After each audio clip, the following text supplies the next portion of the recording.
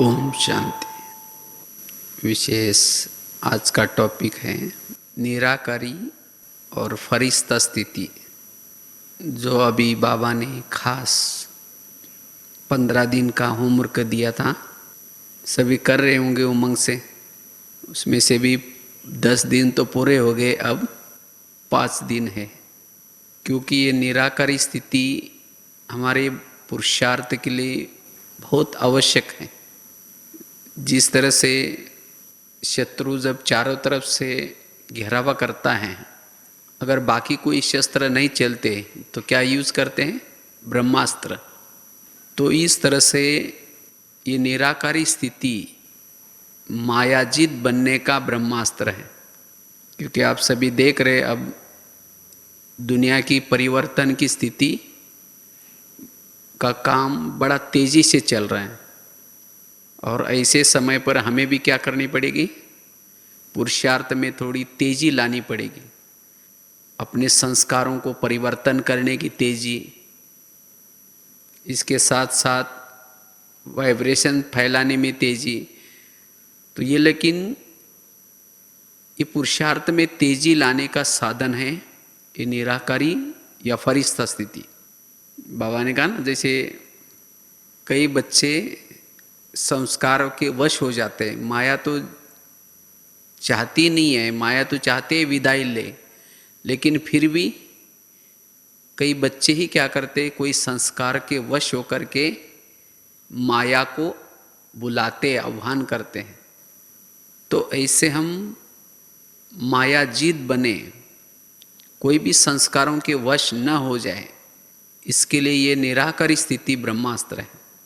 तो सबसे पहले हमें ये देखते कि निराकारी स्थिति में स्थित रहने से हमें हमारे जीवन में कितने फायदे होते हैं, इस निराकारी स्थिति का पुरुषार्थ में कितना महत्व है। उसके बाद देखेंगे कि किस तरह से निराकारी स्थिति में स्थित रहने के लिए हम कौन सा ऐसा पुरुषार्थ करें जो हम निराकारी स्थिति का अनुभव सहज कर पाएंगे।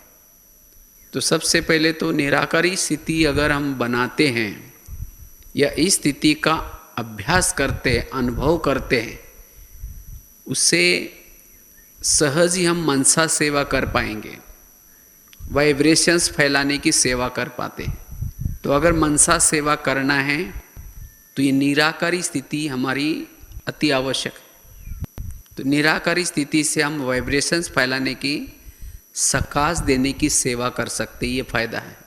दूसरी बात है, जब हम निराकारी स्थिति का अभ्यास या अनुभव करने में लग जाते हैं तो सभी प्रकार के व्यर्थ बातों से बच सकेंगे। वैसे ये जो बाबा ने ड्रिल दी थी, बाबा ने निश्चय के ऊपर मुरली चलाई, 4 प्रकार का निश्चय। उसके बाद बाबा ने कहा कि 3 प्रकार का निश्चय तो चलो ठीक है फिर भी, लेकिन ब्राह्मण परिवार में जो निश्चय होना चाहिए उसमें कभी हलचल आ जाती है, और इस हलचल का कारण है हमारी निराकारी स्थिति की कमी। क्योंकि जब हम निराकारी स्थिति में स्थित रहने का अनुभव या अभ्यास करते हैं तब हमारी अंतर्मुखता की अवस्था बनती है। निराकारी स्थिति में वही स्थित रह सकता है जो अपने आप को देखता है, जो अपने सोमानों का चिंतन करता है, जो ईश्वरीय नशे का चिंतन करता है, प्राप्तियों का चिंतन करता है, वो अंतर्मुखी बन जाता है। अगर जो अंतर्मुखी ही बनेगा तो दूसरे की बुराई दिखा ही नहीं पड़ेगी। और जब अपने आप को देखने का हम पुरुषार्थ करते हैं, सोचिंतन करते हैं, तो निराकारी स्थिति में स्थित रहने से अति इंद्रिय सुख मिलता है, और खुद का ब्राह्मण लाइफ जो है, ब्राह्मण जीवन है, बड़ा वैल्यूबल अनुभव होता है। मेरा कितना वैल्यूबल जीवन है। और जब अपना वैल्यूबल जीवन अनुभव होता है तो वो दूसरे को भी वैल्यू देना शुरू करता है, दूसरे को भी वो साक्षी दृष्टि देखने का अवस्था बन जाते हैं। इसीलिए ये ऐसा क्यों करते हैं, ये ऐसा क्यों करता है, ये ऐसा क्या हो रहा है, इन बातों में उसकी बुद्धि नहीं जाएगी। इसीलिए बाबा ने खास इस अभ्यास को करने के लिए कहा है। जो ये निराकारी की ड्रिल करेगा तो ऑटोमेटिकली क्या हो जाएगा, व्यर्थ बातों से बच जाएगा। क्योंकि बाबा का इस सीजन की जो मुरलियाँ चल रही, बड़ी गहरी मुरलियाँ चल रही हैं। जैसे पहली बाबा की मुरली थी, अपने चलन और चेहरे के द्वारा क्या करो, सेवा करो, और उसके लिए संकल्प को बचाओ, संकल्प का खजाना और समय का खजाना बचाओ। उसके बाद बाबा की थी स्वराज्य अधिकारी की मुरली। उसके बाद संतुष्ट मनी बनने की मुरली, संतुष्ट मनी, संतुष्ट रहो। लेकिन संतुष्ट वही रह सकता है जो व्यर्थ से मुक्त रहता है। उसके लिए भी बाबा ने खास चेक करने के लिए कहा था कि मनसा वाचा कर्मणा, चेक करो कि कितना हम व्यर्थ से मुक्त बने। तो देखा कि वो उसमें, उसके बाद भी आज जो ब्राह्मणों में जो व्यर्थ चलता है, चाहे मनसा में, चाहे वाचा में, चाहे कर्मणा में, वो है परिवार, आपसी व्यवहार में। और उसके लिए बाबा ने अभी, जैसे ये हमारी बीमारी हुई कि व्यर्थ सोचना, बोलना या करना, लेकिन इस बीमारी की दवाई क्या बताई, ये ड्रिल, निराकारी स्थिति की ड्रिल। तो निराकारी स्थिति में स्थित रहने से हम व्यर्थ से बच सकते हैं, ये बहुत बड़ा फायदा है। इससे हम अंतर्मुखी बन सकते हैं, अंतर्मुखता आती है। और जिसको अंतर्मुखता का गुण आएगा, जो सारा दिन उस ड्रिल के स्थिति में रहेगा, उस निराकारी स्थिति का अभ्यास करेगा, उसके कान भले खोले हैं, आंखें भले खुली है, सब कुछ देख रहे हैं, लेकिन तो भी देखते हुए उसकी न देखने की अवस्था रहेगी, जिसको बाबा कहते हैं साक्षी अवस्था। और जिसकी साक्षी अवस्था सारा दिन है कर्मों में, तो उसके बाद जब हम शाम के समय या रात्रि के समय या अमृत वेला जब योग करते बैठ करके, उस योग में कोई भी प्रकार की का व्यर्थ चिंतन नहीं चलेगा। नहीं तो कईयों की कंप्लेन है कि जब हम योग में बैठते हैं, पता नहीं व्यर्थ चिंतन चलता है, हमारा योग लगता ही नहीं। तो योग क्यों नहीं लगता? क्योंकि सारा दिन जब कर्म क्षेत्र पर थे, कानों के द्वारा व्यर्थ सुना था, आंखों के द्वारा व्यर्थ देखा था, और उसका चिंतन ज़्यादा चला, और उसके कारण बैठ करके योग अच्छा नहीं लगा। तो इसलिए अगर बैठ करके योग में अच्छी अनुभूति करनी है, तो ये निराकारी की ड्रिल आवश्यक है। और निराकारी स्थिति में स्थित रहने का अभ्यास करने से हमारी नेचुरल आत्माभिमानी स्थिति रहती है, नेचुरल सोल कॉन्शियस स्थिति रहेगी। ये भी बहुत बड़ा फायदा है कि हम जो आत्मा हूँ ये बार बार भूल जाते हैं, लेकिन ये ड्रिल का अभ्यास करने से सहज हमारी नेचुरल सोल कॉन्शियस स्थिति रहती है। और नेचुरल सोल कॉन्शियस रहने से हमारे जीवन में अनेक दैवी गुण जुड़ जाते हैं।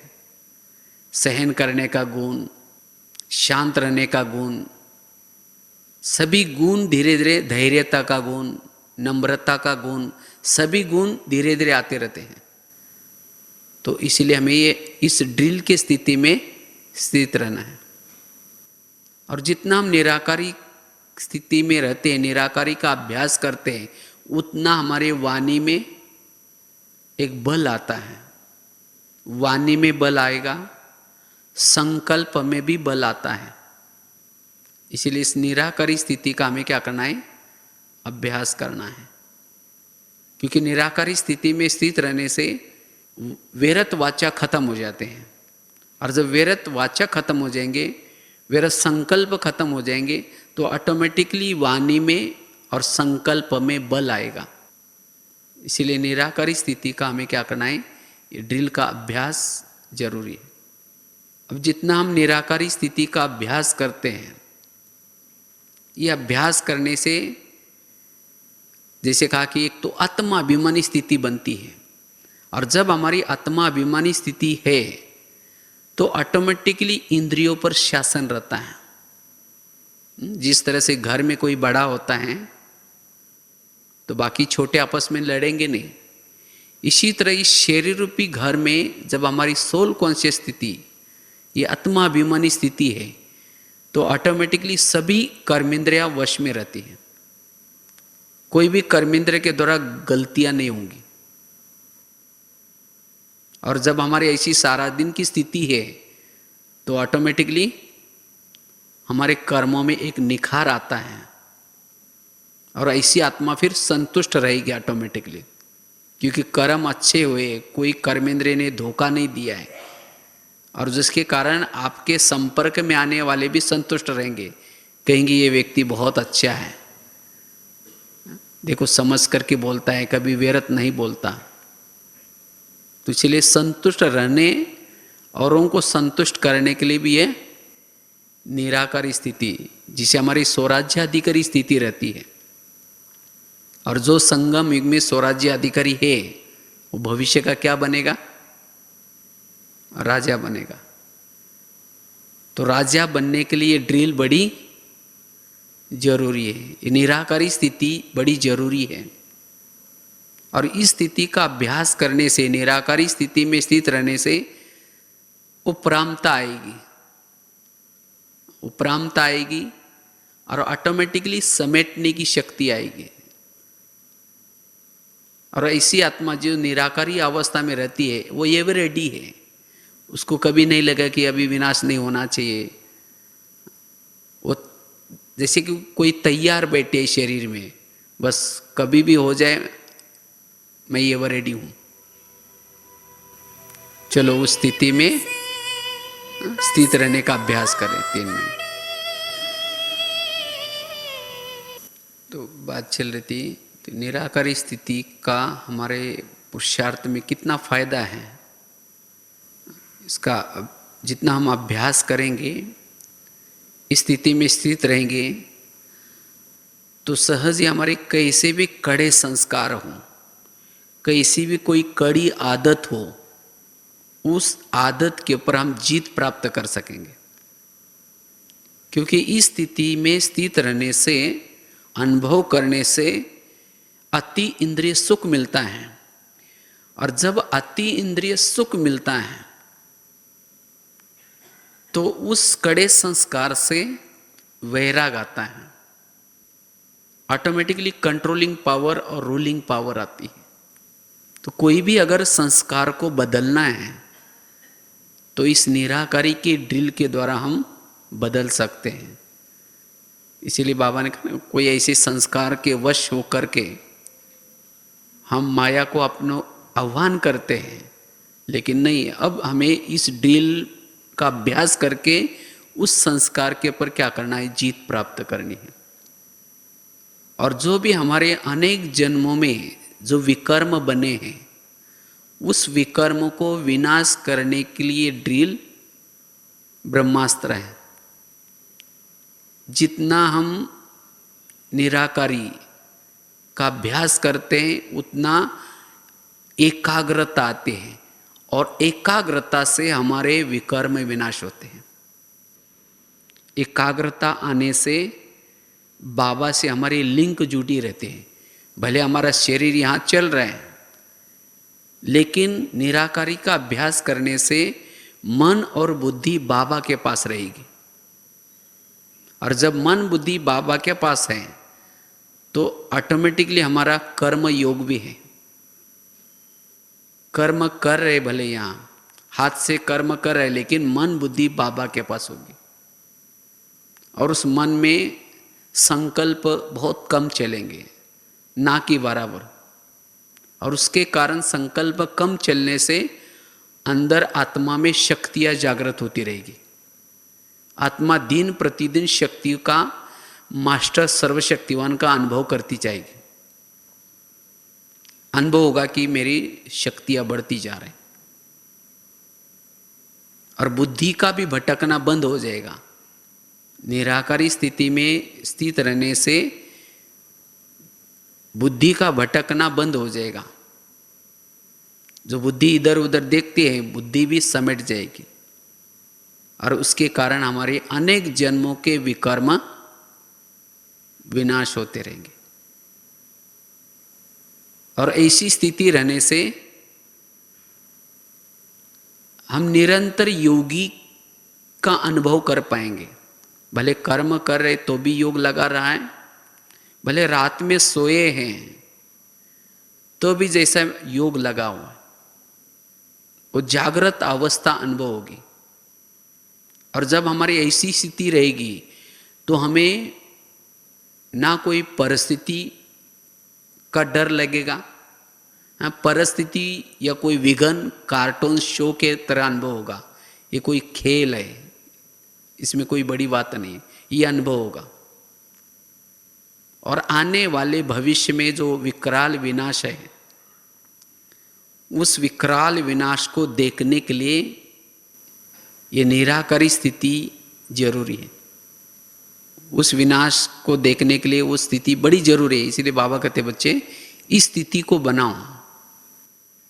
इसलिए इसके तो बहुत सारे फायदे हैं, लेकिन इस स्थिति का हम अनुभव कैसे करें, उसके लिए कुछ बातें शेयर करेंगे।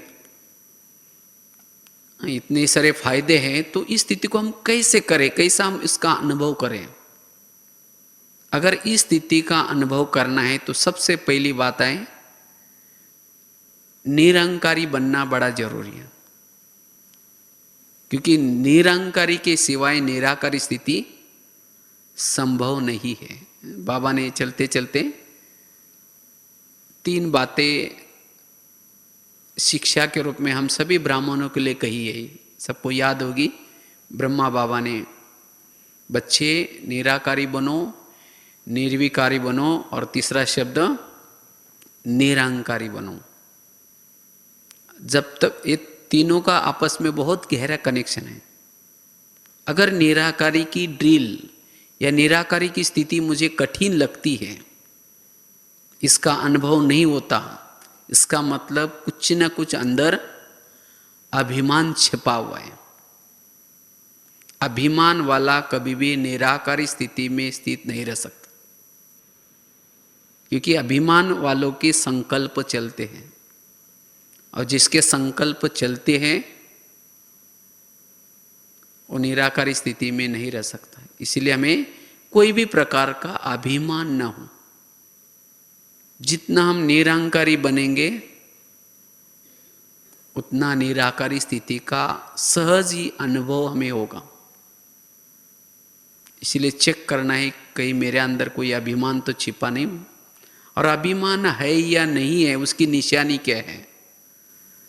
अगर कोई अपमान करता है, उसकी फीलिंग आती है, इसका मतलब मेरे अंदर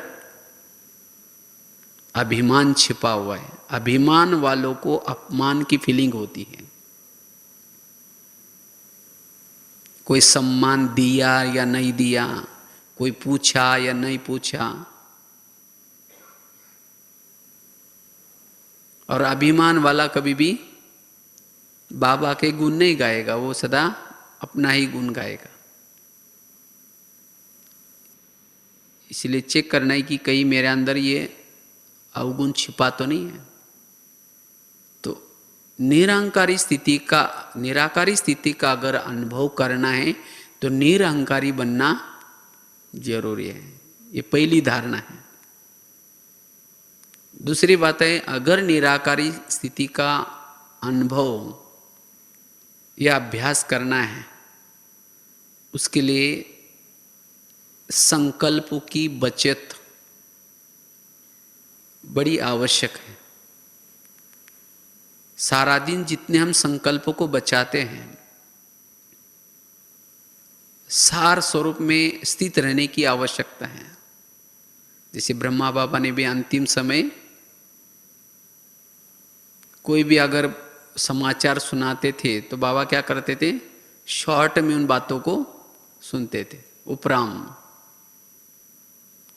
क्योंकि अब विस्तार करने का समय नहीं है। तो जितना हम अपने संकल्प को बचाते हैं, बिंदी लगाते हैं, उतना बिंदी स्वरूप में निराकारी स्थिति में स्थित रह सकते हैं। अगर बीते हुए कोई किसी के साथ किए हुए व्यवहार को याद करते हैं, इसने तो मेरे को ऐसा किए हैं, इन्होंने मेरे को ऐसा बोला हुआ है, अगर बीती हुई बातों को फिर बार बार याद करते हैं, बिंदी नहीं लगती, वो निराकारी स्थिति में नहीं रह सकता। लेकिन बिंदी कौन लगा सकता है? बिंदी वही लगा सकता है जो नॉलेजफुल होगा, जिन्होंने हर एक के ड्रामा पार्ट को समझा है, हर एक का पार्ट अपना अपना है, हर एक के संस्कार अपने अपने हैं, हर एक का कर्मों का हिसाब किताब अपना अपना है। जितना जिन्होंने नॉलेज को अच्छी तरह समझा है, वही क्या लगा सकता है? बिंदी। और जितना बिंदी लगाने का हम अभ्यास करेंगे, उतना निराकारी स्थिति में स्थित रहना बड़ा इजी होगा। एक सेकंड में निराकारी स्थिति में स्थित रह सकते हैं।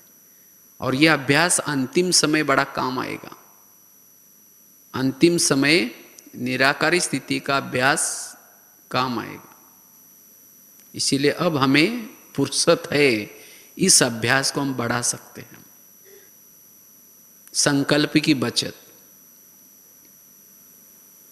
और उसके लिए संकल्प की बचत करने के लिए सकारात्मक सोच, हर बात में हमें सकारात्मक सोच को अपनाना है।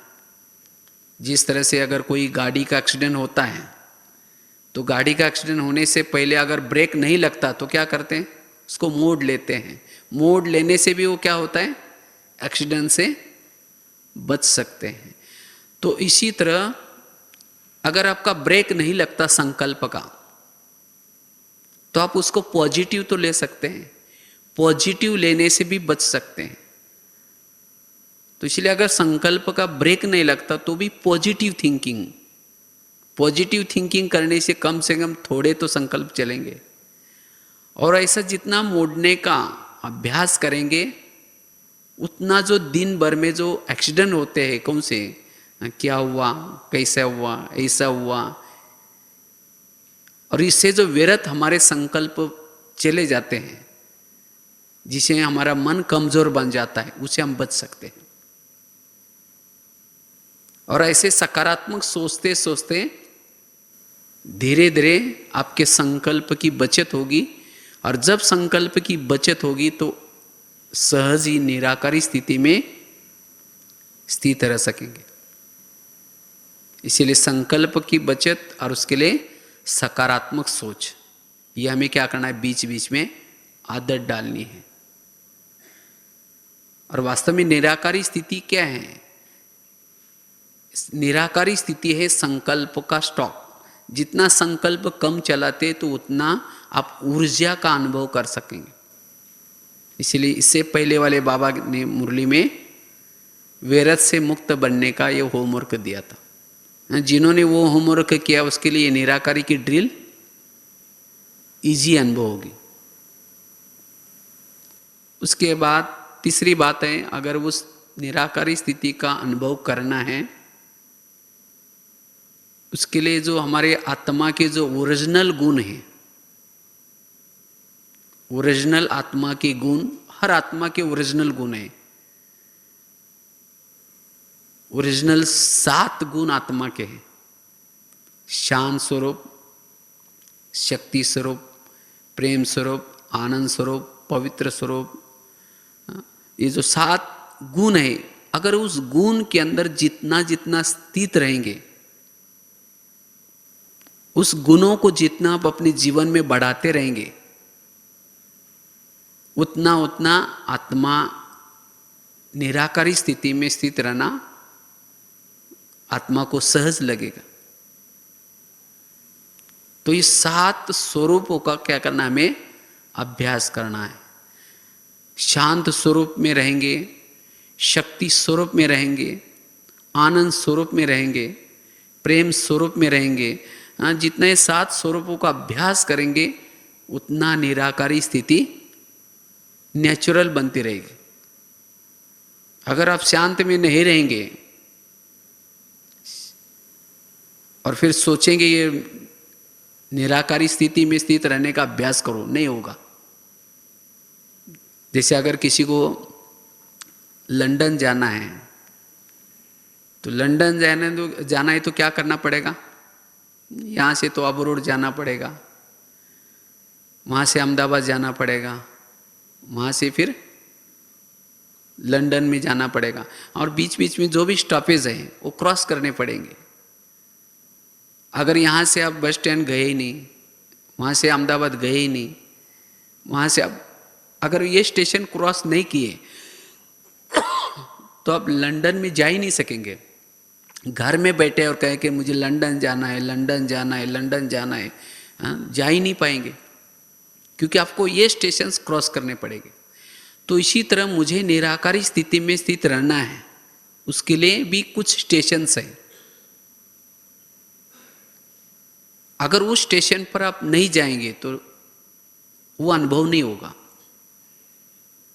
शांति के स्थिति में स्थित रहने का स्टेशन आपको क्रॉस करना ही पड़ेगा।